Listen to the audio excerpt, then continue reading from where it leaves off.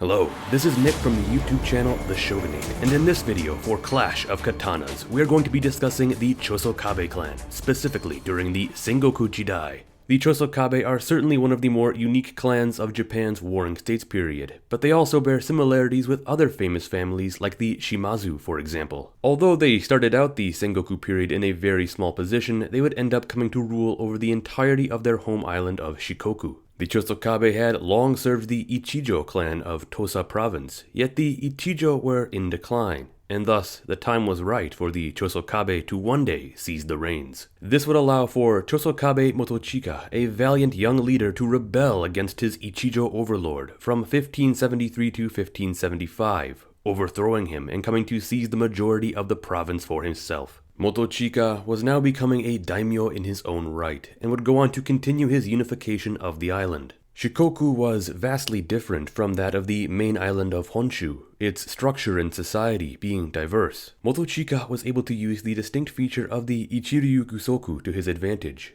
These were farmer samurai of the island who were able to come in clutch to aid in many of Motochika's early victories. He even came to establish solid relations with the prominent Oda clan, who were busy uniting the main island of Honshu at this very time. Finally, by 1584, after about a decade of conquest, Motochika would come to rule the entirety of the island.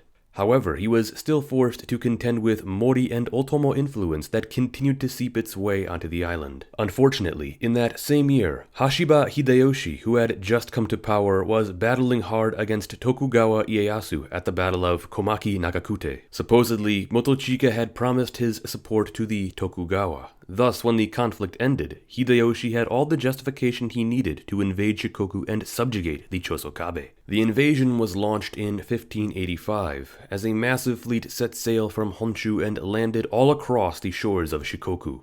Although Motochika had just unified the island, he sadly was woefully outmatched. Motochika's army that relied heavily on the country samurai of Shikoku, while successful against his foes on the island itself, were no match at all against Hideyoshi's professional army. Quickly, the Chosokabe were defeated, where then Hideyoshi vassalized them and restricted them to just Tosa province. Now under the rule of the Toyotomi, 2 years later in 1587, the Chosokabe would be called upon to lend their aid in the invasion of Kyushu in Hideyoshi's war against the Shimazu clan. Motochika would be one of the first to make landfall on the island, but would be met by stiff Shimazu resistance. And it was regrettably in this engagement that Motochika's son and heir, Nobuchika, would be killed. Motochika would later go on to serve in the siege of Odawara and in the invasion of Korea, but would die in 1599, just a year after Hideyoshi had also passed away. His son Chosokabe Morichika would take over as lord of the family in the aftermath. Morichika would come to side with Ishida Mitsunari in the build-up to the Battle of Sekigahara, where Tokugawa Ieyasu challenged the authority of the Toyotomi regime. Sadly, Mitsunari's western army would come to lose the Battle of Sekigahara itself, and Morichika would be forced to retreat back to Tosa. For siding against Ieyasu, the Chosokabe were stripped of all their land. In the years after, Morichika would live quietly in Kyoto until 1614, when in the build-up to the sieges of Osaka, Morichika would come out of his exile to stand with the Toyotomi heir. After both the winter and summer sieges, with the total defeat of the Toyotomi forces, he would be executed along with a number of his sons.